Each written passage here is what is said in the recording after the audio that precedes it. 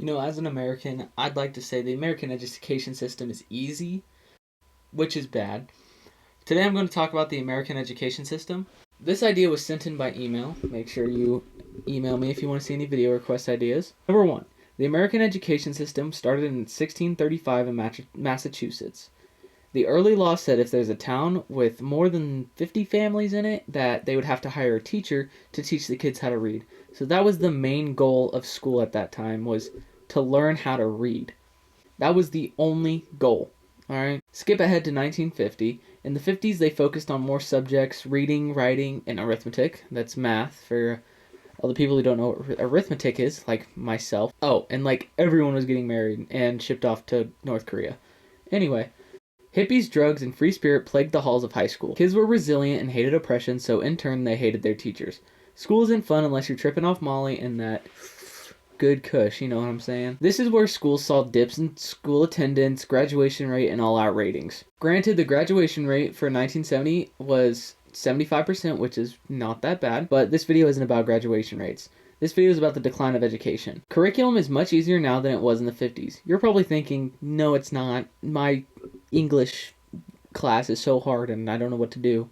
But think about it. You have ChatGPT. In 1950, there's no ChatGPT, no Quizlet, no MathLeaks, no Goth AI.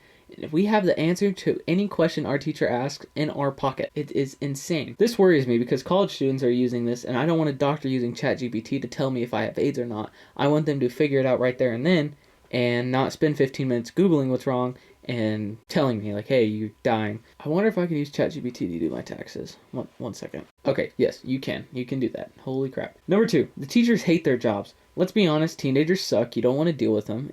Honestly, you're probably a teenager watching this. You suck. You are a mean person, and you should feel bad. Anyway, if we don't like a teacher, we will do heinous shit just to spite them. Sorry about that. My camera died. Where were we? Right, let's be honest. Teenagers suck. Alright? Since 2020, over 300,000 teachers have quit, and you cannot blame COVID on this because we all remember Zoom calls and we all remember having to show up to them at 8 o'clock in the morning, even though we were all tired, probably hungover because we had the freedom of will and we had nothing to do all day, so we just went out and partied. Anyway, most teachers quit because of burnout. Also, this is the most said statement ever, but they do not get paid enough. We all know this. They only get paid like $54,000 a year. And depending on where you live, the cost of living can be in between $43,000 or $77,000 a year. We all know teachers don't get paid enough, so we'll move on. Number 3, the other kids. The other kids, not you, of course. You can't do anything wrong because you're a perfect little precious angel. Teens just go to school to hang out with their friends and... What? Get up here. Teens just go to school just to see their friends and